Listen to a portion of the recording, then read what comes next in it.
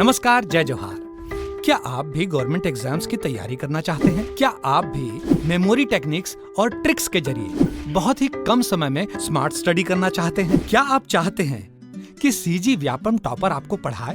तो डाउनलोड करिए Yogendra Sahu classes app. यहाँ 10 से अधिक गवर्नमेंट एग्जाम्स क्रैक करने वाले और सीजी व्यापम टॉप करने वाले योगेंद्र सर सीजीपीएससी और सीजी व्यापम के अंतर्गत होने वाले सभी एग्जाम्स की तैयारी कराएं। तो डाउनलोड करिए Yogendra Sahu classes app to be the best, learn from the best.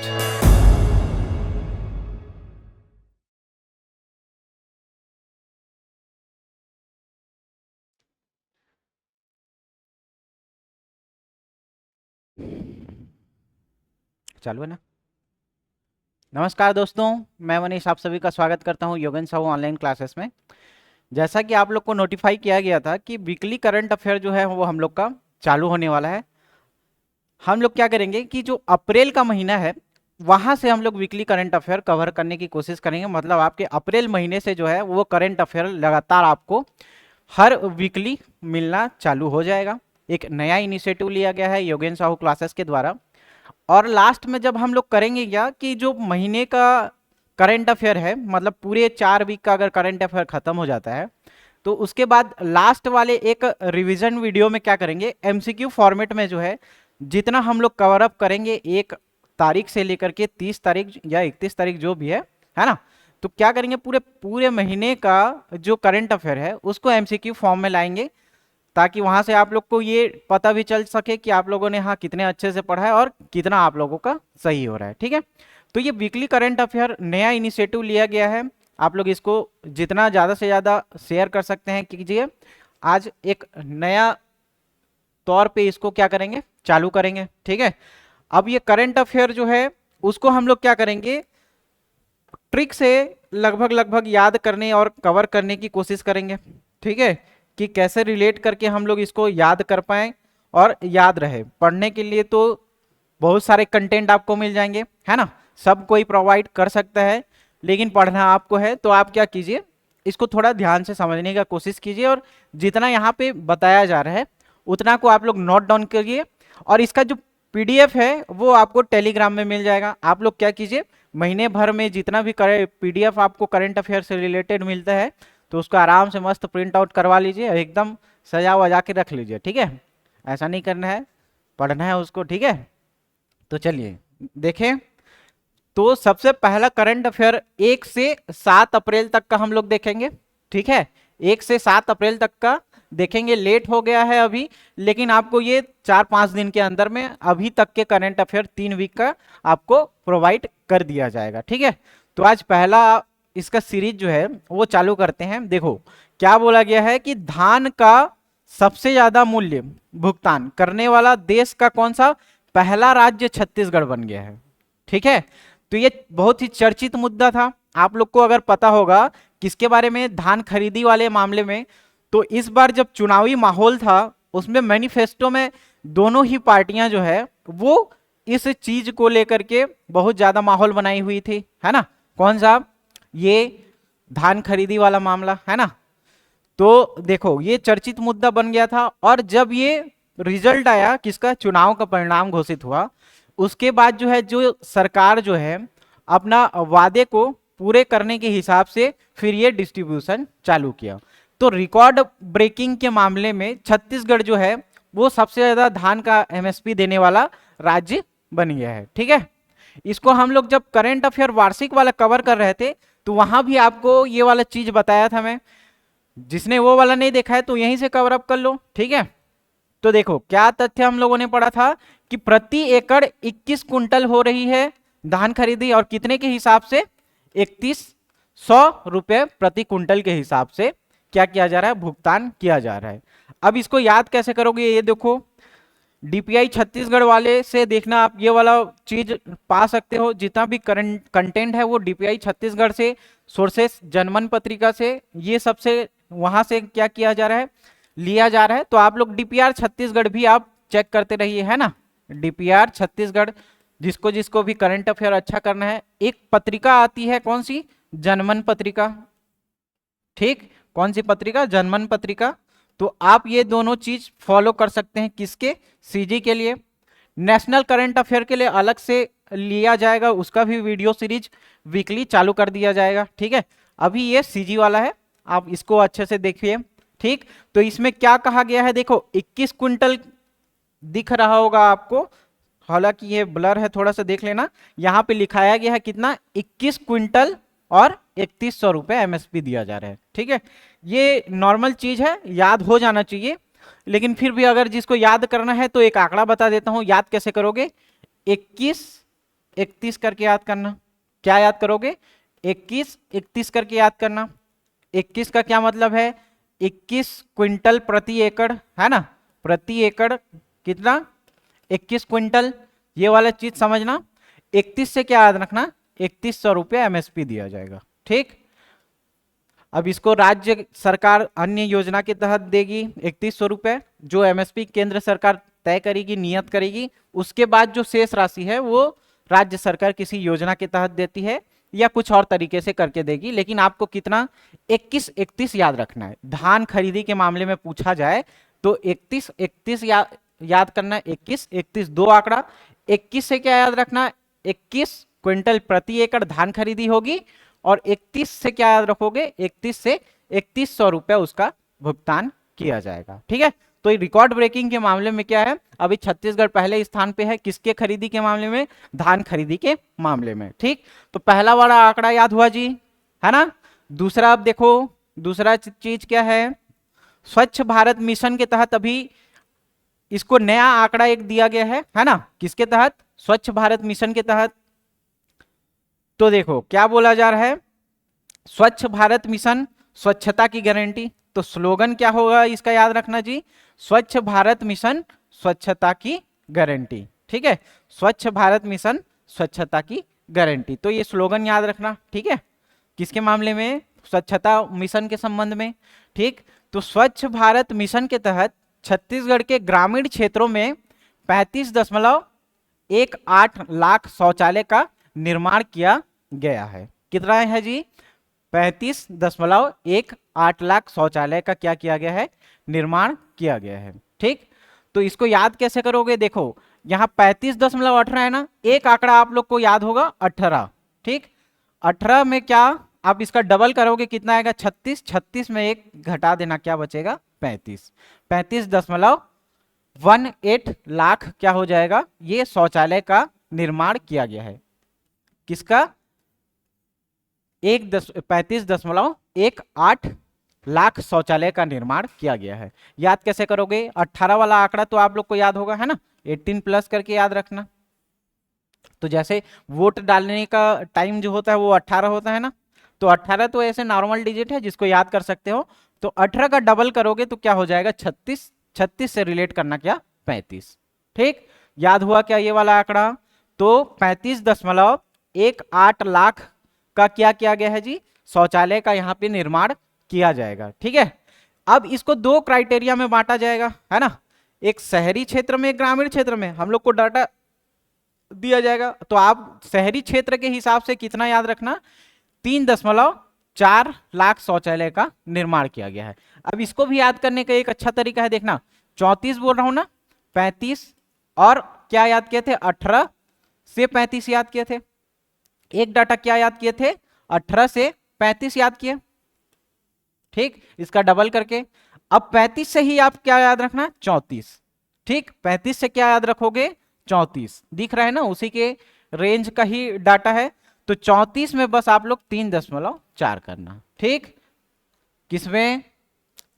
शहरी क्षेत्र में। ठीक, शहरी क्षेत्र में 3.4 करके याद रखना। एक तरीका ये है। दूसरा तरीका क्या देखना, शहर बोल रहे हैं ना, तो शहर में देखो कितना लेटर आ रहा है? 3 लेटर आ रहा है। शहरी बोलोगे या शहर बोलोगे तो कितना लेटर आ रहा है? 3 लेटर आ रहा है।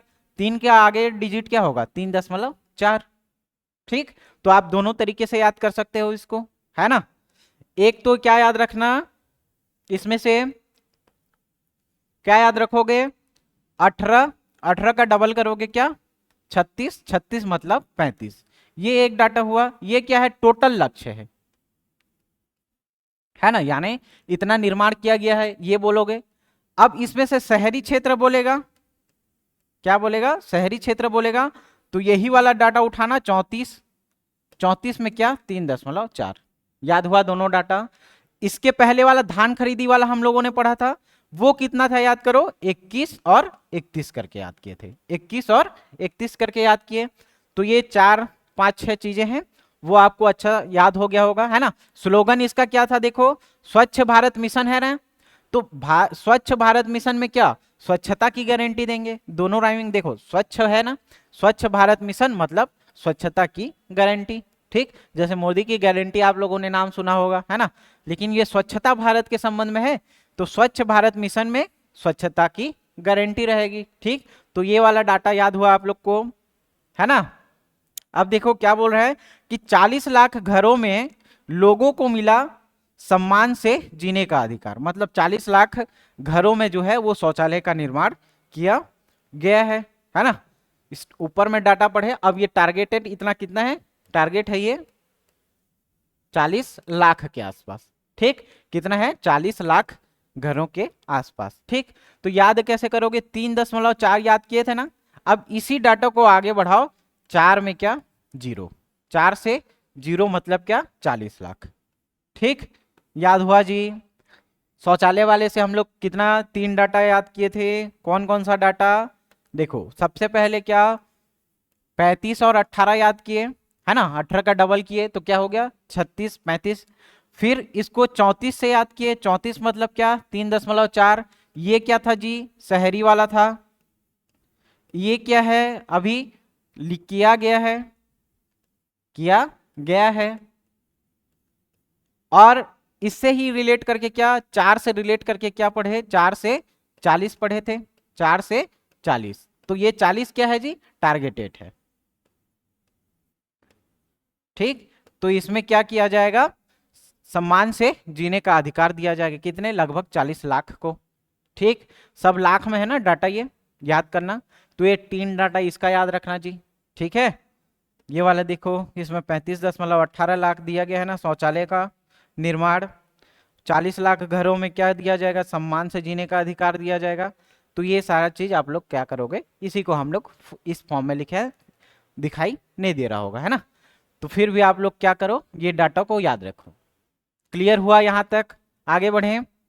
अब देखो आर्ट और कल्चर से रिलेटेड कुछ तथ्य दिए गए हैं, है ना। किससे, आर्ट कल्चर से रिलेटेड, जो छत्तीसगढ़ ट्राइब्स वाला इलाका है वहां से आप लोग को यहाँ पे कुछ देखने को मिलेगा। और ये पूछेगा ही पूछेगा, क्योंकि देखो आर्ट कल्चर से अगर कोई करंट अफेयर बनता है तो वो हर साल देखा गया है कि यार चाहे व्यापम है वो चाहे पीएससी हो, क्वेश्चन उठाता ही उठाता है, ठीक। तो आप लोग ये वाला चीज को अच्छे से याद रखे रहना।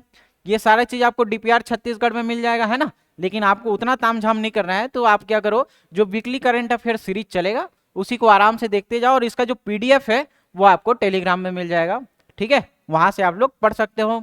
अब देखो क्या बोला जा रहा है कि बस्तर के जगदलपुर शहर से कितना किलोमीटर, 18 किलोमीटर दूर माड़पाल में, जो माड़पाल का होलिका दहन है वो वहां से रियासतकालीन जो प्रथा है वो चलते आ रही है। इसमें क्या है, यहाँ 615 सालों से बस्तर के पूर्व राज परिवार के सदस्य होलिका दहन करने आते हैं। अब इसका एक रिलेट मैं करवाता हूं कि एक्चुअल में ये है क्या। तो आप लोग जब वो वाला किस्सा सुने होंगे, कौन सा, एक राज परिवार का बात आ रहा है ना, तो राज परिवार से समझना आप, जो यहाँ पे पुरुषोत्तम देव थे जी, पुरुषोत्तम देव कलचुरी शासक पढ़े होंगे आप लोगों ने, है ना। तो पुरुषोत्तम देव जो आपको काकतीय वंश का जो शासक था, वहां पे पढ़े होंगे कि जब वो कहाँ जाता है, जगन्नाथपुरी जाता है, तो वहां से जब वापस आ रहता है तो आते रहता है, तो जो उड़ीसा का राजा है वो क्या करता है, उसको 16 पहियों का एक रथ देता है, ठीक। उन 16 पहियों के रथ को आकर के उसको एक उपाधि देती है, कौन सी, रथपति को उपाधि मिलती है। और आकर के वो क्या करता है, बस्तर में रथ यात्रा का जो है वो शुरुआत करता है। ये स्टोरी तो आप लोग छत्तीसगढ़ के इतिहास में पढ़े होंगे, बस इसी को एडवांस तरीके से याद रखना कि जब वो उधर से आ रहे थे, किधर से, उड़ीसा वाले रास्ते से आ रहे थे, तो रास्ते में एक जगह था माड़पाल करके, एक जगह था, वहां पे आकर के क्या किया इन्होंने, होलिका जो दहन था या होलिका जो किया जाता है होली से पहले, तो वहां पे रुक करके ये परंपरा उन्होंने चालू की थी। बस उसी दिन से ही लेकर के क्या हो गया, ये परंपरा प्रचलित हो गया। तो आप लोग को ये स्टोरी कनेक्ट हुआ कि जो पुरुषोत्तम देव थे, कौन, पुरुषोत्तम देव थे, वो उड़ीसा से वापस आ रहे थे, तो एक जगह पे रुके, ठीक, याद हो रहा है ना, कहां पे, एक जगह पे रुके, उसका नाम क्या था, माड़पाल, ठीक। इस जगह पे आकर के रुके, जो ये इलाका कहाँ है, लगभग आपको बस्तर वाले रीजन में देखने को मिलेगा, है ना। तो यहाँ पे आकर के रुके और क्या किए, होलिका दहन वाला जो कार्यक्रम था उसको संपन्न कराया। उसी दिन से ही ये प्रचलित हुआ, कौन सा, जोड़ी होली के नाम से, या उसी को नाम क्या दिया गया, जो जोड़ा होली या जोड़ी होली करके उसका नाम वहां पे प्रचलित हुआ, और यहां से ये कार्यक्रम अभी तक चलते आ रहा है, ठीक है। तो इसको आप लोग ऐसे ही याद रखना है ना। होलिका वाले, देखो यही की होलिका वाले आग से जगदलपुर शहर के मावली माता मंदिर के सामने जोड़ा होली जलाने की परंपरा है। ये परंपरा की शुरुआत कहाँ से हुई थी, देखो महाराजा पुरुषोत्तम जो देव थे वो वापस आ रहे थे, है ना, रथपति की उपाधि उनको दी गई थी। जब वो बस्तर से लौट रहे थे, इसी बीच माड़पाल में रुके और होलिका दहन किया, तब से ये परंपरा क्या है, चलती आ रही है, ठीक। समझ में आया, कौन से इलाका में मनाते हैं जी, बस्तर वाले, है ना, ठीक, समझ में आया ये वाला। तो आपको होलिका दहन कौन सा, इसका स्पेसिफिक नाम दिया जाएगा, माड़पाल, माड़पाल का क्या, होलिका दहन। ये किस बेसिस पे चली हुई थी, तो आप लोग क्या याद रखना, यहाँ पे जो पुरुषोत्तम देव थे उनके द्वारा जो है, जब वो बस्तर लौट रहे थे, कहाँ से, उड़ीसा से, तब वहां एक जगह पे रुके और होली का दहन का जो कार्यक्रम था उसको संपन्न करवाया। उसी दिन से लेकर के अभी तक इसको क्या किया जा रहा है, वहां पे मनाया जा रहा है, ठीक। समझ में आया, ज्यादा कोई एकदम क्रिस्टल वाला चीज नहीं है, एकदम बेसिक चीज है। जब आप इसको छत्तीसगढ़ के इतिहास में पढ़े हो, और जो हम लोग का छत्तीसगढ़ का सीरीज चल रहा है उसको भी आप लोग देखते जाइए, वहां से जो है पूरा क्विक रिवीजन करवाया जा रहा है, ठीक है। अब देखो, जब मैं इसको करंट अफेयर नेशनल मतलब ईयरली वाला पढ़ा रहा था, तो आपको एक जगह बताया था, है ना, कहाँ पे, कटघोरा में, कटघोरा में लिथियम की खोज हुई करके, कहाँ पे, कटघोरा में। अब उसी में देखना एक जगह और जुड़ गया, ठीक है, गोविंदपाल और मुंडावल क्षेत्र में, मतलब ये कहाँ पे है, सुकमा जिले में स्थित है। वहां से किसकी खोज हुई है जी, लिथियम की खोज हुई है, ठीक। एकदम से कोई अचानक पूछ देगा तो नहीं बता पाओगे, तो याद करने के लिए कोशिश करते हैं, इसको रिलेट करने के लिए। देखो लिथियम आ रहा है ना, तो लिथियम में एक चीज क्या आ रहा है, देखो लिथियम में एक चीज क्या आ रहा है, यम, यम आ रहा है ना। तो यम मतलब क्या, सीधा सीधा जो भगवान, प्यारे भगवान, है ना, उठा के ले जाते हैं पापियों को, अच्छे लोगों को भी लेके जाते हैं। तो बस उन्हीं से आप क्या करोगे, याद करोगे। यम जब आएगा ना, तो किसकी याद करोगे, भगवान को याद करोगे। भगवान का नाम क्या, गोविंद, ठीक, भगवान का नाम क्या है, गोविंद, गोविंद गोपाल बोलते हैं ना। तो उन्हीं को हम लोग क्या करेंगे, याद करेंगे। किस कंडीशन में, जब यम आते रहेंगे, ठीक है, जब यम आते रहेंगे तो उसी कंडीशन में क्या करोगे, याद करोगे, किनको, भगवान को, ठीक है। समझ में आया जी, तो याद हो गया ना। लिथियम की खोज कहाँ हुई, लिथियम की खोज गोविंदपाल और मुंडावल क्षेत्र में। अब ये क्षेत्र कहाँ है, तो सुकमा करके याद रखना। क्या याद रखोगे, सुकमा। अब याद कैसे करोगे, यम आ रहे हैं ना, तो यम में तो किसको याद करोगे, भगवान को याद करोगे। लेकिन जब सुख में रहोगे तो देखना हर कोई किसको भूल जाता है, भगवान को भूल जाता है ना। तो हर कोई क्या करता है, भूल जाता है, ठीक, समझ में आया। तो ये वाला इलाका मतलब इससे रिलेट हुआ ना, लिथियम मतलब यम, यम देखोगे तो किसको याद करोगे, गोविंद को, ठीक। अब जब सुख में रहोगे तो सुख में रहोगे तो कोई याद नहीं करता जी।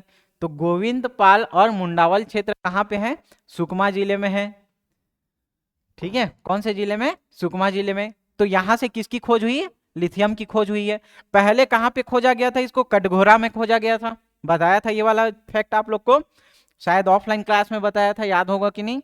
तो कटघोरा के बाद कहाँ पे, सुकमा में लिथियम भंडार के खनन की तैयारी शुरू की जा रही है। अब ये लिथियम की पुष्टि कब हुई थी जी, 1980 में हुई थी। कब हुई थी, 1980 में इस क्षेत्र में लिथियम के बड़े भंडार की पुष्टि हुई थी। ठीक है, तो 1980 में क्या हुई थी, इसकी खोज हुई थी। तो इससे 3 फैक्ट याद हुआ। लिथियम के लिए कौन है चर्चित, गोविंद पाल और मुंडावल क्षेत्र। जब यम देखोगे तो किसको याद करोगे, गोविंद को याद करोगे। अब ये गोविंद पाल और मुंडावल क्षेत्र कहाँ है, तो क्या याद रखना, सुकमा। ठीक, अब इसको कैसे याद किए थे, जब सुख में रहोगे तो भगवान को कौन याद करता है यार, है ना, नॉर्मली कोई याद नहीं करता, सब दुख में ही याद करते हैं। तो ऐसा मत करो आप लोग, सुख में भी याद किया करो। ठीक है, फिर और अच्छा कृपा होगा जी आप लोग के ऊपर, है ना। चलो अगला फैक्ट कौन सा है, देखो, सरस्वती साइकिल प्रदाय योजना। ये योजना तो शुरुआत बहुत पहले से हो गई थी, है ना। कब हुई थी, अब ये चर्चा में इसलिए है, याद रखे रहना इसको, कि सरस्वती साइकिल योजना की शुरुआत कब हुई, 2004 में हुई थी। किसकी, सरस्वती साइकिल योजना की शुरुआत कब हुई थी, 2004 में हुई थी। याद कैसे करोगे इसको, कब हुई थी बोला मैं, 2004 में हुई थी। याद कैसे करोगे, देखो सरस्वती साइकिल आ रहा है ना, तो साइकिल देखो, साइकिल कितने लीटर का है, 4 लीटर का है ना, तो 4 से क्या याद रखना, 2004। सरस्वती साइकिल, साइकिल से क्या याद रखना, साइकिल 4 लीटर का है, तो 4 से क्या याद रखोगे, 4। 4 से क्या याद रखोगे, 4। कितना, 2004। तो आई थिंक आप लोग को ये वाला फैक्ट याद हुआ होगा कि सरस्वती साइकिल प्रदाय योजना जो है उसकी शुरुआत कब हुई थी। तो पूछेगा तो क्या बोलोगे, साइकिल में 4 लीटर का है तो 4 से 2004। क्लियर। अब इस योजना का संचालन जो है स्कूल शिक्षा विभाग के द्वारा किया जाता है ना। स्कूल में ही जो बच्चे आते हैं प्रवेश के लिए, उन्हीं बच्चों को ST/SC वर्ग के जो बच्चे बालिकाएं हैं उनको क्या किया जाता है, प्रदान किया जाता है। तो ये सब थ्योरी में ना जा करके जो अभी डाटा इसका दिया गया है उस डाटा को याद करने की कोशिश करते हैं। ठीक है, अब देखो वर्ष 2023-24 में सरस्वती साइकिल योजना के तहत कितने छात्राओं को लाभान्वित किया गया जी। इसके तहत 1,64,700 के आसपास किया गया। कितना, 1,64,700 के आसपास किया गया। अब इसको देखना, याद करने के लिए आप लोग एक चीज याद रखना, 7 और 7 का डबल क्या होता है, 14। इन दोनों फैक्ट को याद करना, फिर ये याद हो जाएगा। ठीक, क्या बोल रहा हूं मैं, 1 7 और 7 का डबल क्या होता है, 14। तो ये इसी के खेल में हो जाएगा। देखना 7 आ रहा है ना, तो 7 से 700 याद करना, और ये 14 जो डाटा है इसके बीच में बस आप 6 क्या याद रखोगे, तो ये डाटा पूरा पूरा आपको याद हो जाएगा। ठीक है, तो इसको कैसे याद करवाया जी, 7 और 14 करके याद करना। अब ऐसे भी डाटा हम लोग को पढ़ना क्यों पड़ रहा है, क्योंकि पिछले क्वेश्चन पेपर में देखा गया है कि डायरेक्ट ऐसे ऐसे फैक्ट को आपको दिया जाता है। जैसे पिछले बार एक एग्जाम देखा गया है, उसमें वन अधिकार पट्टा से संबंधित मामला था। तो वन अधिकार पट्टा में कितने लाभान्वित हैं वो कृषक परिवार, उसको भी आप लोग को दे दिया गया था। ठीक है, तो आप कोई भी डाटा मत छोड़िए, जो डाटा इंपॉर्टेंट है उसको कैसे भी करके आप याद करने की कोशिश कीजिए। इसको मैं कैसे याद कराया, साइकिल से क्या याद रखे, 4 लीटर से, क्या साइकिल मतलब 2004 से इसकी शुरुआत हुई थी। अब इसमें जो डाटा है वो आपको 7 और 14 करके याद करना है। 7 मतलब 700 और ये 6, बस यही डाटा आपको पढ़ना है। ठीक है, तो इतने छात्राओं को क्या किया गया है, लाभान्वित किया जा रहा है। योजना के तहत छात्राओं को निःशुल्क साइकिल जो है वितरण किया जा रहा है। ठीक, तो निःशुल्क जो है वह साइकिल जो है प्रदान किया जाता है किसको, ST/SC वर्ग के बालिकाओं को। ठीक, तो ये वाला फैक्ट याद हुआ जी, है ना। साइकिल से 4 लीटर से याद किए 2004, एक डाटा और याद किए 7 और 14 करके, है ना। तो 7 से क्या याद रखेंगे, 700 और 14 के बीच में एक 6। ठीक है, तो याद हुआ 1,64,700। 1,64,700 कहां से, सरस्वती साइकिल प्रदाय योजना से। क्लियर, आगे बढ़े।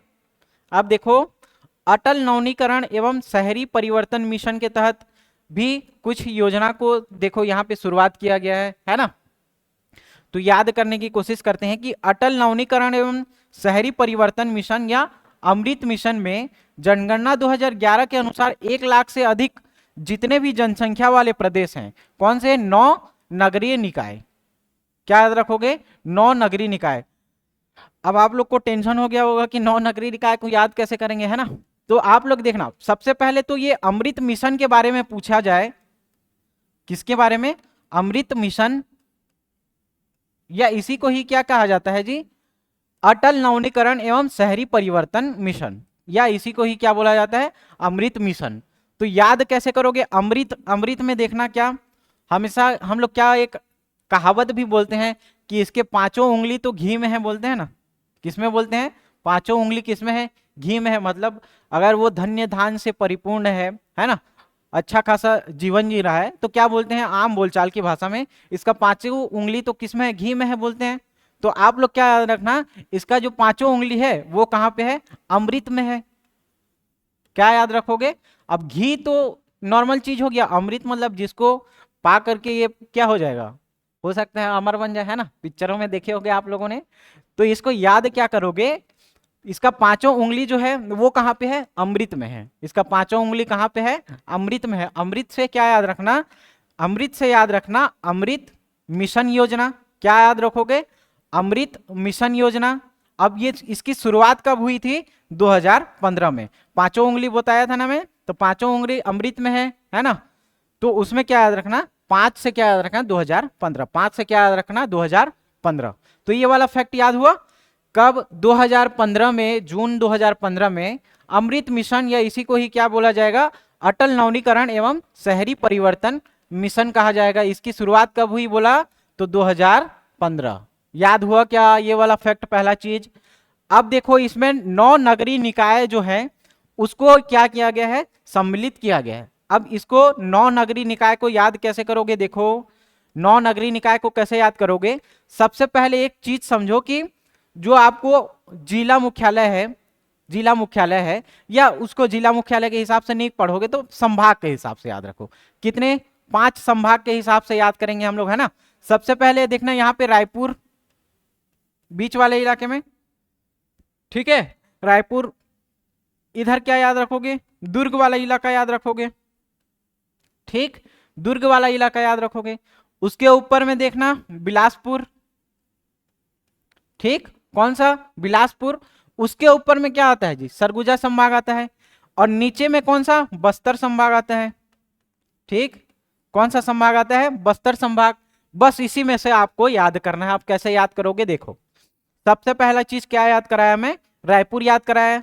तो आप लोग को एक चीज याद हुआ कि पहले संभाग में पहला क्या? रायपुर। ये याद हुआ क्या? रायपुर वाला चीज। दूसरा चीज ये समझो कि दुर्ग वाला इलाका पढ़ रहे हैं, तो दुर्ग में यहाँ पे और कौन कौन से 2 फेमस जगह हैं? एक तो है भिलाई और एक है कहाँ? राजनांदगांव। एक दुर्ग में क्या? भिलाई। भिलाई जो अपना सेंटर है योगेन साहू ऑनलाइन क्लासेस का, तो वो कहाँ पे है? भिलाई के सिरसा गेट में है, ठीक? तो आप लोग गूगल करके ये वाला चीज देख सकते हो। एक तो पहला क्या है? भिलाई फेमस है, और इसके ऊपर में जो इलाका है वो राजनांदगांव, ठीक? तो दुर्ग, भिलाई, राजनांदगांव, ये 3 चीजें याद हुआ क्या? ठीक? क्या बताया मैं?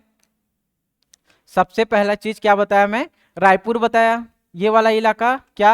रायपुर। ये एक याद हुआ। फिर इसके बाजू में क्या? दुर्ग वाला इलाका, 2 हो गया। दुर्ग में 2 फेमस जगह कौन कौन सा है? एक भिलाई है और एक क्या है? राजनांदगांव। याद हुआ क्या? 1 2 3 और 4। इतना चीज याद हुआ क्या आपको? अब देखो आगे कैसे याद करेंगे। अब इसके ऊपर में कौन सा संभाग? बिलासपुर संभाग। कौन सा? बिलासपुर संभाग। तो बिलासपुर संभाग में और 2 जगह हैं जहां से टॉपर लोग हमेशा निकलते हैं। देखना कौन सा इलाका? एक रायगढ़ का इलाका। एक कौन सा इलाका? रायगढ़ का इलाका, ठीक है? कौन सा इलाका? रायगढ़ का इलाका। एक जगह बिलासपुर में क्या याद रखोगे? रायगढ़ का इलाका याद रखोगे। और एक चीज इसमें से क्या याद रखना, ये रायगढ़ के ही बगल में एक जिला आता है, कौन सा? कोरबा। कोरबा किस लिए इंपॉर्टेंट है जी? यहाँ पे जितने कोयला खदान है ना, मुकुंद घाट वाला मशीनीकृत जो यंत्र है, वो सारा चीज कहाँ? कोरबा में ही लगाया गया है। इसलिए बिलासपुर में कोरबा ज्यादा फेमस है, और रायगढ़ और बिलासपुर। याद हुआ क्या? पहले क्या याद किए। अब लग रहा होगा कई लोग को ये सब क्या याद करवा रहे हो सर, ये सब जरूरी है ना। कुछ भी डाटा यहाँ पे ऐसा नहीं है कि बेकार डाला गया है ना। ये सब डीपीआर छत्तीसगढ़ से उठाया गया है। वहां से देखना क्या होता है कि जो अच्छा अच्छा पॉइंट है वो वहां पे मेंशन रहता है। तो ये हो सकता है कि इन 9 नगरीय निकायों से कूट बना के क्वेश्चन दे दे, है ना। कहाँ पे अमृत मिशन जो है नहीं लगाया गया है, ये लगाया गया है, इसलिए आपको याद करवाना जरूरी है। सबसे पहले देखो क्या याद किए थे, रायपुर वाला याद किए थे। ठीक, दोहराते जाओ आप लोग भी साथ में, ये सब याद हो जाएगा। रायपुर वाला मेन चीज याद किए। उसके बाद कौन सा, दुर्ग वाले से याद किए, है ना, दुर्ग। ठीक है जी, दुर्ग में और क्या, भिलाई याद किए थे। और इसके ऊपर में क्या याद किए, राजनांदगांव। तो 3 और 1 4 चीजें यहां से क्लियर हुई। फिर देखो बिलासपुर से याद किए। बिलासपुर के इधर क्या, रायगढ़ वाला इलाका। और इधर कौन सा, कोरबा वाला इलाका। कौन सा इलाका, कोरबा वाला। तो ये याद हो गया, 4 3 7 जगह याद हो गई। अब बाकी जो है वो आराम से याद कर सकते हो। एक तो नीचे वाला इलाका आप पढ़ोगे, कौन सा, बस्तर रीजन में हमेशा जगदलपुर याद रखना। ऊपर सरगुजा वाले इलाके में अंबिकापुर याद रखना। याद हुआ क्या, 9 जगह हैं। चलो अब इसको देखो, 1 लाख से अधिक जनसंख्या है ना, उसमें 9 जगह, 9 नगरीय निकाय आपको याद करना है। सबसे पहले क्या बोला हूं मैं, रायपुर, बिलासपुर, दुर्ग, ये तो फेमस है ना। दुर्ग में क्या याद करवाया था मैं, भिलाई याद करवाया, राजनांदगांव याद करवाया। याद हुआ क्या, ठीक। अब ये बिलासपुर वाले संभाग में फिर क्या याद कराया हूं मैं, रायगढ़ याद कराया हूं और कोरबा याद कराया हूं। याद हुआ ये वाला चीज। अब देखो नीचे में हमेशा बस्तर वाले में क्या याद रखोगे, जगदलपुर जिला मुख्यालय। इधर सरगुजा संभाग से क्या याद रखोगे, अंबिकापुर। ठीक, याद हुआ 9। आगे बढ़े। अब देखो इसी को फिर क्या 2015 में लाया गया था, याद कराया था मैं। किसमें, 2015 में, किसको, अमृत मिशन को। तो कैसे याद किए थे, 5 उंगली घी में बोलते हैं ना, तो 5 उंगली किसमें, अमृत में। 5 उंगली कहां पे, अमृत में। याद हुआ ये वाला चीज, हो गया ना। आगे बढ़े। अब देखो होलिका दहन, वो होलिका अलग था, कौन सा, जोड़ी वाला, है ना, जोड़ा होली अलग था। ये कौन सा है, होलिका दहन है। ठीक है। अब ये क्या है, रायपुर जिला अंतर्गत तरपोंगी में तरपोंगी से 1 किलोमीटर की दूरी पर मोहंदा में प्रसिद्ध मोहदेश्वर धाम स्थित है। ठीक है, कौन सा, मोहंदा के पास मोहदेश्वर धाम स्थित है। तो देखो ये पूछे जाएगा कि मोहदेश्वर धाम कहाँ स्थित है, तो कहाँ पे है, सब वही राइमिंग कर रहा है देखो, है ना। मोहंदा मतलब मोहदेश्वर धाम, तो याद हो जाएगा। लेकिन ये वाला इलाका कहाँ पे है बोलेगा, तो रायपुर जिला के अंतर्गत तरपोंगी से 1 किलोमीटर दूरी पर मोहंदा नामक एक जगह है, वहां पे मोहदेश्वर धाम है, जो कौन से, रायपुर बिलासपुर राष्ट्रीय राजमार्ग पर स्थित है। क्या याद रखना, रायपुर बिलासपुर जो राष्ट्रीय राजमार्ग है वहां पे स्थित है। यहां होलिका दहन की रात बड़ा शिव मेला लगता है। ठीक है, क्या लगता है जी, यहाँ पे शिव मेला लगता है। कहाँ पे, मोहंदा में स्थित मोहदेश्वर धाम। ठीक, याद हुआ। तो मोहदेश्वर धाम कहाँ है, नाम से ही याद रखे रहना आप लोग, ये याद करवाने की जरूरत नहीं है, नाम में ही आप लोग याद कर लोगे। मोहदेश्वर धाम है ना, तो यहां से देखो मोहदेश्वर में मोहंदा से आप लोग यहां से कनेक्ट कर सकते हैं। ठीक है, ये वाला कहाँ है, रायपुर में है। और फेमस क्या है, यहाँ पे क्या किया जाता है, जब होलिका दहन किया जाता है उस टाइम यहाँ प्रसिद्ध क्या लगता है जी, शिव मेला लगता है। क्या लगता है, प्रसिद्ध शिव मेला लगता है। ठीक, याद हुआ ये वाला फैक्ट। अब यहाँ पे देखो बमनी करीन यात्रा या जतरा जिसको बोला जाएगा, है ना, उसको याद रखना। तो पूछा जाएगा कि बमनी करीन जतरा या जात्रा कहाँ मनाया जाता है, तो आप लोग क्या याद रखना, नारायणपुर। अब याद कैसे करोगे, ये देखो सबको रिलेट करवा के याद किया जाएगा। आप लोग को कोई एकदम एक्स्ट्रा बर्डन देखना नहीं पड़ेगा, लेकिन आप लोग क्या करोगे, जो पीडीएफ मिलेगा टेलीग्राम में उसको बस एक बार गो थ्रू करना। ठीक है, फिर आपका करंट अफेयर अब से जितना भी एग्जाम होगा वो आप लोग क्या करोगे, हर एग्जाम में करंट अफेयर इंपॉर्टेंट रहता है, तो आपका कवर अप होते जाएगा। ठीक है, तो देखो बमनी करीन बोल रहे हैं ना, तो बमनी करीन से एक चीज याद रखना, ब्राह्मण, है ना। ब्राह्मण से याद रखना। और ब्राह्मण का अवतार कौन लिया था एक बार याद करो, नारायण भगवान लिए थे, या इसी को ही वामन अवतार बोल के भी याद कर सकते हो। बमनीकरण या बमनीकरीन यात्रा जो है उसको कैसे याद करना, नारायणपुर। याद कैसे करोगे, ब्राह्मण से याद रखना है ना, या उसको बामन से याद रखना। तो दोनों तरीके से आप याद कर सकते हो। कौन है, नारायण भगवान। ठीक है, तो नारायण भगवान से याद रखना, नारायण से नारायणपुर। ठीक, याद हुआ। तो नारायणपुर जिला मुख्यालय से 8 किलोमीटर की दूरी पर स्थित बमनी गांव प्राचीन नारायणपुर के नाम से प्रसिद्ध है। प्राचीन नारायणपुर के नाम से प्रसिद्ध है कौन, बमनी गांव। क्लियर ये वाला इलाका है ना। हाल ही में यहाँ क्या मनाया गया है जी, जात्रा पर्व मनाया गया है, या इसी को जतरा पर्व भी बोला जाएगा है ना। बमनीकरीन जतरा प्रतिवर्ष मनाया जाने वाला पर्व है जिसमें क्षेत्र के सभी रिश्तेदार जो है, देवी देवता और सब भाग लेते हैं। ठीक है, समझ में आया। सभी रिश्तेदार, देवी देवता, ये सब क्या लेते हैं, भाग लेते हैं। नाम याद रखना, बमनीकरीन यात्रा कहाँ मनाया जाता है, तो कहाँ मनाया जाता है, ब्राह्मण से याद किए, ब्राह्मण या वामन अवतार से याद किए। वो किनका अवतार था, भगवान नारायण का या विष्णु का अवतार था। तो नारायण से क्या याद रखना, नारायणपुर बमनीकरीन जतरा। याद हुआ। ठीक, आगे बढ़े। अब देखो कोल प्रोडक्शन के रूप में, किसके रूप में, कोल प्रोडक्शन के रूप में। तो कोल प्रोडक्शन के रूप में देखो क्या बोला गया है यहाँ पे, कोल प्रोडक्शन के रूप में वित्तीय वर्ष 2023-24 में SECL ने कोल प्रोडक्शन में 31 मार्च की अवधि तक कितना किया है जी, लगभग 187.38 के मिलियन टन कोयला का क्या किया गया है, यहाँ पे उत्पादन किया गया है। पिछले साल ये कितना था जी, 167 था। ठीक है, पिछले साल कितना था, 167। अभी कितना है, 187। गैप या वृद्धि कितनी की हुई बोलेगा, तो 20 मिलियन टन के आसपास आपको क्या हो गया है, प्रोडक्शन बढ़ गया है। ठीक है, पिछले वर्ष यह कितना था, 167 मिलियन टन था, तो कितना का वृद्धि हुआ है जी, 20 मिलियन टन का क्या हो गया है, वृद्धि हुआ है। अब तक इस डाटा को पढ़ने का रीजन क्या है कि अब तक जितना भी कोयला का उत्पादन किया जाता था, है ना, या इस कंपनी की स्थापना जब की गई थी, तो उस कंपनी की स्थापना के बाद सर्वाधिक कोल का प्रोडक्शन इस बार हुआ है। ठीक है, सर्वाधिक कोल का प्रोडक्शन इस बार हुआ है। ठीक, तो याद कैसे करेंगे देखना, कोल बोल रहे हैं ना, एक डाटा बस आप लोग को ये याद रखना है, 187 वाला।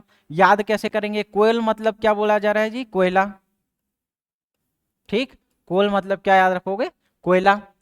अब कोयला से किसका उत्पादन हम लोग करते हैं जी, बिजली का, है ना। कोयला से किसका उत्पादन कर रहे हैं, बिजली का।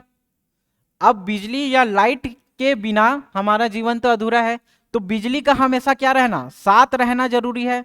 क्या रहना जरूरी है, साथ रहना जरूरी है। किसका, कोयला का या बिजली का, साथ रहना जरूरी है। साथ रहना जरूरी है मतलब 187। ठीक, साथ रहना जरूरी है बोल रहा हूं ना।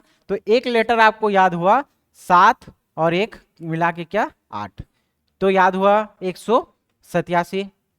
ठीक, यही डाटा आपको याद रखना है। पिछले साल कितना था, 167, वृद्धि कितनी की हुई है, 20 की। क्लियर। तो कोल प्रोडक्शन के बारे में अगर आपको पूछा जाए तो कोल मतलब क्या, कोयला। कोयला से किसका उत्पादन होता है, बिजली का।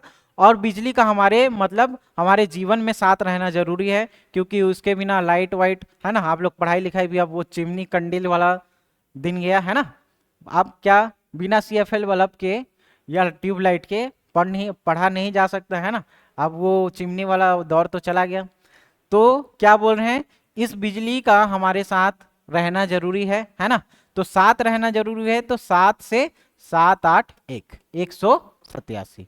डाटा याद हो रहा है क्या, क्लियर, समझ में आया ये वाला चीज, यहां तक किए। अब आगे देखो एक नृत्य के बारे में, इसमें बहुत डिटेल से मेंस के पर्पस के हिसाब से लिखाया गया है। आप लोग प्री के हिसाब से इसको क्या पढ़ोगे, जो एक एक पॉइंट है, या मतलब सॉरी इसको क्या बोलेंगे आप, जो भी आप वनडे एग्जाम देंगे उसमें आप क्या लिखोगे, ये पूरा का पूरा आप लोग को ये सिनारियो याद रहना चाहिए। मेंस वाले तो आप लोग नोट डाउन करो ही करो, क्योंकि ये एक एक लाइन आपके लिए इंपॉर्टेंट होगा, ठीक है, क्योंकि आपको वहाँ पे पूरा फॉर्मेट में जमा के लिखना है और करंट अफेयर से पूछता ही पूछता है, और खास करके वो अगर आर्ट कल्चर से रिलेटेड हुआ तो और ज़्यादा पूछता है ना। तो सीधा सीधा क्वेश्चन किसके द्वारा पूछा जाएगा कि खेखड़ा नृत्य जो है वो किसके द्वारा किया जाता है, तो किसके द्वारा किया जाता है, बैगा जनजातियों या आदिवासियों के द्वारा क्या किया जाता है, इस नृत्य का आयोजन किया जाता है। क्या याद रखोगे, खेखड़ा नृत्य किसके द्वारा किया जाता है, तो खेखड़ा नृत्य किसके द्वारा किया जाता है, बैगा आदिवासियों के द्वारा किया जाता है। ठीक, समझ में आया? ठीक है जी। इस नृत्य में क्या किया जाता है, 3 खाट को जोड़कर एक हाथी का आकृति बनाया जाता है। खेखड़ा नृत्य क्या किया जाता है, 3 खाट को जोड़ करके एक हाथी की आकृति बनाई जाती है, ठीक है। तो इस नृत्य में क्या किया जाता है, 3 खाट को जोड़ा जाता है और एक हाथी की आकृति बनाई जाती है। इस खाट पर पुरुष दल का प्रमुख सवार होता है, ठीक है, मतलब 3 खटिया हैं, उसको जोड़ करके क्या बनाए, एक हाथी बनाए, और उसमें विराजमान या सवार कौन हुआ, एक पुरुष सदस्य जो है वो सवार होता है। और ये खेखड़ा नृत्य मेन इंपॉर्टेंट है, सबसे पहले तो आप लोग याद रखो ये किसके द्वारा किया जाता है, बैगा जनजातियों के द्वारा या बैगा आदिवासियों के द्वारा किया जाता है, ठीक है। अब जैसे हम लोग यहाँ पे भी नृत्य करते हैं, मतलब डांस करते हैं, तो क्या एक मुखौटा लगाया जाता है, तो उसी टाइप के यहाँ पे भी देखना, इस नृत्य में क्या करते हैं, नर्तक दल का प्रमुख जिसमें पुरुष व महिला शामिल होते हैं, चेहरे पर क्या लगाया जाता है, मुखौटा पहन के किया जाता है ना। पुरुष मुखौटे को क्या बोला जाता है जी, खेखड़ा, और महिला मुखौटे को क्या कहा जाता है, गिजजी कहा जाता है, ठीक है, ये कहा जाता है। तो ये दोनों चीज आपको याद रखना है, पुरुष मुखौटे को क्या खेखड़ा और महिला मुखौटे को क्या गिजजी कहा जाता है, ठीक, समझ में आया। और ये मुखौटे जो है वो कौन से लकड़ी से, सेमर लकड़ी को आकृति देकर बनाते हैं, ठीक। आप लोग को इतना चीज याद रखना है जी। सबसे पहले एक चीज याद रखना, खेखड़ा नृत्य, तो दिमाग में जैसे ही खेखड़ा नृत्य आया तो उसके बारे में सीधा सीधा पहला पॉइंट क्या याद रखना है आपको, कि ये कौन से जनजाति के द्वारा किया जाता है, तो पहला क्वेश्चन का आंसर क्या मिलेगा आपको, बैगा जनजातियों के द्वारा किया जाता है, चीज याद हुआ। फिर इसमें क्या किया जाता है, 3 जो आपके वो रहेंगे, खाट रहेंगे, उसको जोड़ करके हाथी की आकृति बनाई जाती है, और उसमें सवार किसको किया जाता है, पुरुष सदस्य को किया जाता है ना। और वैसे वो डायरेक्ट नहीं कूद जाएंगे, क्या करेंगे, मुखौटा लगाएंगे, तो मुखौटा पुरुष सदस्य का अलग रहेगा और उसको महिला सदस्य का अलग रहेगा, और उस मुखौटे को बनाएंगे कैसे, सेमर लकड़ी से बनाएंगे, ठीक। तो क्वेश्चन खुद से बिल्ड करते जाओ, आपको आंसर मिलते जाएगा, ठीक है। तो इसीलिए बोला कि इस फॉर्मेट में याद करना, सबसे पहले कौन सी जनजाति करती है, कैसे किया जाता है ना, कौन कौन भाग लेते हैं, तो पुरुष और महिला दोनों भाग लेंगे, है ना, लेकिन सवार कौन होगा, पुरुष वाला जो है वो सवार होगा। दोनों के मुखौटे को अलग अलग नाम दिया जाएगा, है ना, एक पुरुष मुखौटे को क्या बोला जाएगा, खेखड़ा कहा जाएगा, और महिला मुखौटे को गिजजी कहा जाएगा, ठीक। अब वो मुखौटा बनेगा किससे, सेमर लकड़ी से बनेगा जी, ठीक। तो ये फैक्ट इतना याद हुआ क्या। अब इसमें क्या करते हैं, देखो, इस नृत्य में लकड़ी का मुखौटा पहनकर मांदर की थाप में बैगा युवक युवतियों द्वारा नृत्य का मंचन किया जाता है, और इसको हाल ही में कहाँ पे मंचित किया गया है, आप लोग को लग रहा होगा कि ये खेखड़ा नृत्य अभी तक तो सुने नहीं है हम लोग, है ना।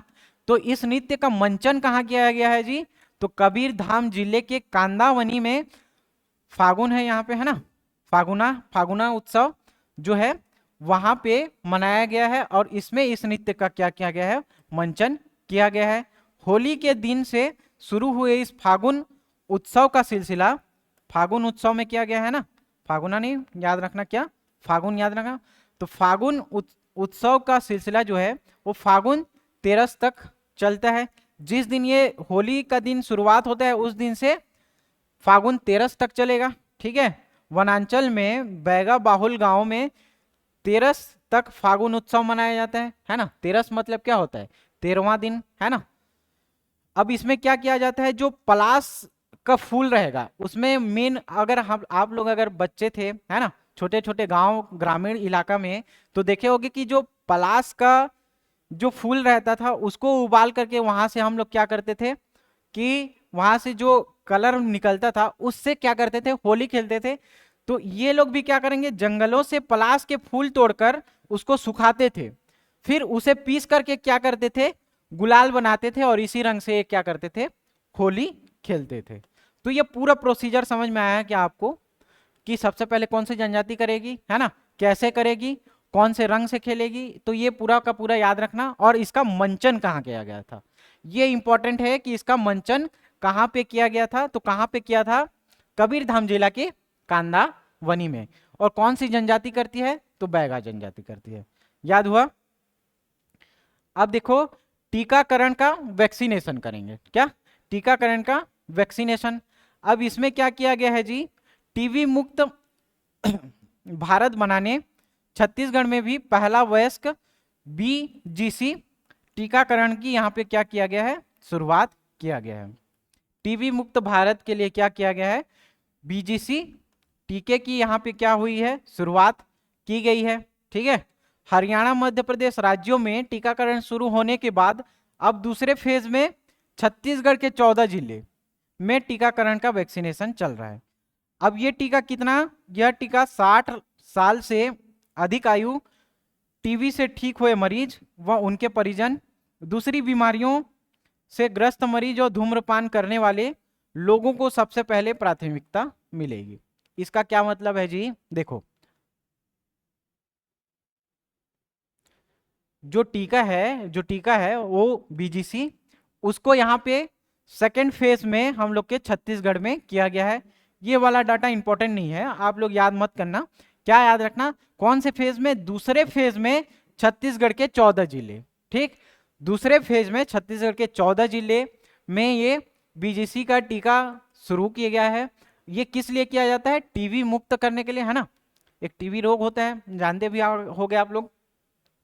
तो उसमें प्राथमिकता किसको दिया जाएगा, जो 60 साल से अधिक वयस्क वाले हैं उनको दिया जाएगा, आयु वर्ग के लोग हैं, है ना, उनको दिया जाएगा। दूसरा चीज किनको दिया जाएगा, जो टीबी से ठीक ठाक हो चुके हैं उनको भी लगेगा, है ना, और उनके परिवार वालों को भी लगेगा। ठीक, तो आप लोग ये वाला चीज याद रखना, छत्तीसगढ़ के 14 जिले से ये वैक्सीनेशन चलेगा। ठीक है जी। अब देखो यहां पे और एक इंपॉर्टेंट फैक्ट है जीआई टैग को लेकर के। ठीक है, तो जीआई टैग को लेकर के अभी कौन सा, जापी, सारथेबारी, बेल मेटल, मटका, टेराकोटा, हैंडलूम, इन लोग को क्या, इन सब के क्राइटेरिया में एक जीआई टैग रखा गया है। ठीक है, किसको जीआई टैग रखा गया है, इसमें बीह ढोल समेत असम के 6 पारंपरिक जो शिल्प उत्पादन है उनको क्या मिला गया है, जीआई टैग दिया गया है। ठीक है, इसमें कौन कौन सा, जापी, सारथेबारी, बेल मेटल, मटका, टेराकोटा और हैंडलूम शामिल है। इन 6 चीजों को क्या किया गया है, यहाँ पे जीआई टैग में क्या किया गया, शामिल किया गया है। तो ये 6 चीजों को आप लोग याद रखना। अब इसको याद कैसे करोगे, देखना।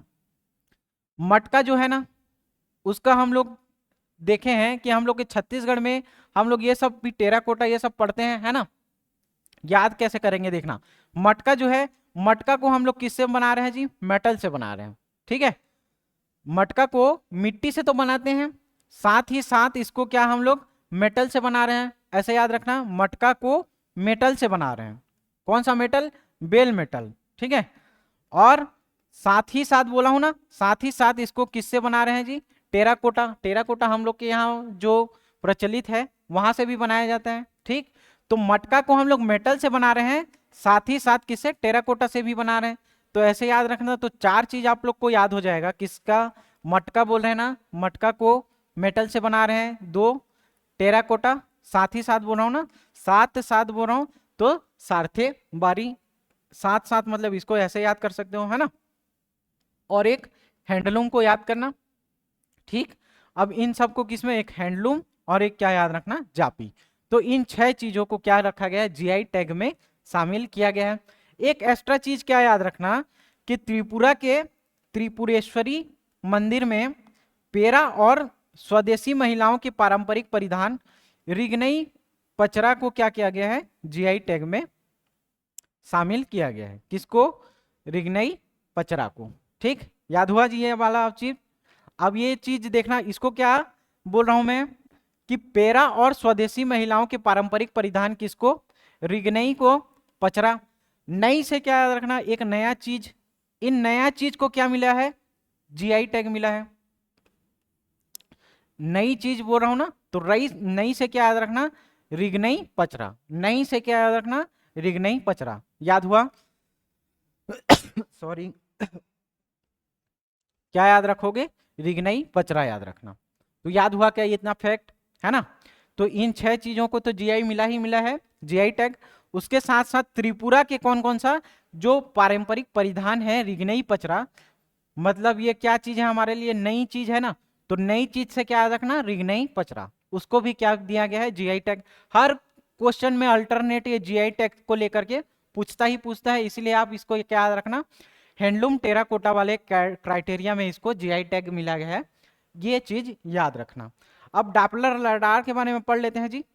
किसके बारे में, डॉपलर रडार। अब ये डॉपलर रडार क्या करता है देखना, कहीं भी मौसम का पूर्वानुमान किया जाता है ना, तो इसके लिए आप लोग को साइंस में पढ़ते होंगे कि जब मौसम का पूर्वानुमान किया जाता है तो कौन से रडार को पहचान किया जाता है जी, डॉपलर रडार के द्वारा इसको पहचान किया जाता है। ठीक है, तो क्या अभी ये क्यों प्रचलित है या क्यों ये न्यूज में है, तो इंदिरा गांधी कृषि विश्वविद्यालय परिसर में मौसम का सटीक पूर्वानुमान लगाने के लिए किसका, डॉपलर रडार का उपयोग किया जाया है या उसको लगाया गया है।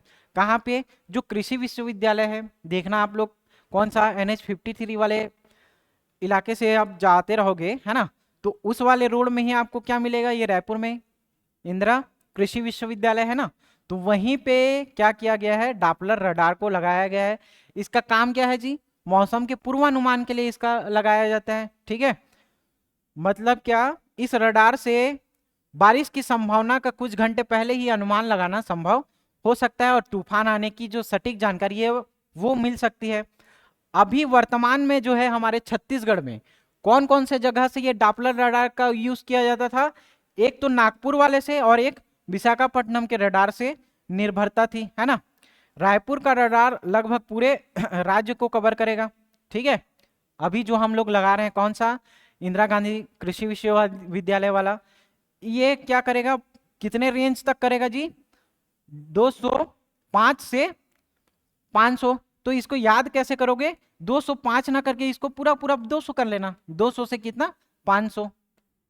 एग्जैक्ट अगर पूछेगा तो 205 आप लोग याद कर सकते हो, है ना, लेकिन कैसे याद करोगे, 200 से 500 किलोमीटर की रेंज तक का ये क्या करेगा, रडार जो है वो कैप्चर करेगा। अभी वर्तमान में निर्भरता कहाँ कहाँ से है, नागपुर और विशाखापट्टनम वाले रडार से है। तो ये लगभग 500 के रेंज तक आप लोग को कवर करेगा, है ना। तो हम लोग छत्तीसगढ़ का पढ़ते भी हैं, है ना, लेफ्ट से राइट लगभग लगभग आपको कितना मिलेगा, 435 किलोमीटर के आसपास, है ना, और ऊपर से लगभग 700 से 800 किलोमीटर के आसपास पढ़ते हो ना जी। छत्तीसगढ़ के दक्षिणी भाग से उत्तरी भाग तक की लंबाई या लेफ्ट से राइट की लंबाई, है ना, तो लगभग लगभग आपको 200 से 500 के रेंज तक ये आपको क्या करेगा, कवर करेगा। तो लगभग लगभग हमारे पूरे छत्तीसगढ़ को इससे कैप्चर हो पाएगा, ताकि मौसम का हम लोग को क्या किया जाए, पूर्वानुमान लगाया जा सके। ठीक है, तो ये 1 से 7 अप्रैल तक का करंट अफेयर था जी। कोशिश करेंगे कि ये वीकली करंट अफेयर जो है वो लगातार आते रहे और आप लोग को एक रिलेटिव मेथड से ये सारी चीज जो हम लोग फैक्ट पढ़ाएंगे वो सारा चीज याद करवाने की कोशिश करेंगे। ठीक है, इसका PDF जो है वो आपको टेलीग्राम में मिल जाएगा और लगातार हम लोग नेशनल का भी कोशिश करेंगे कि करंट अफेयर लाए, ताकि आप लोग जो भी एग्जाम दो करंट अफेयर से आपका क्वेश्चन ना छूटे। ठीक है, थैंक यू, धन्यवाद।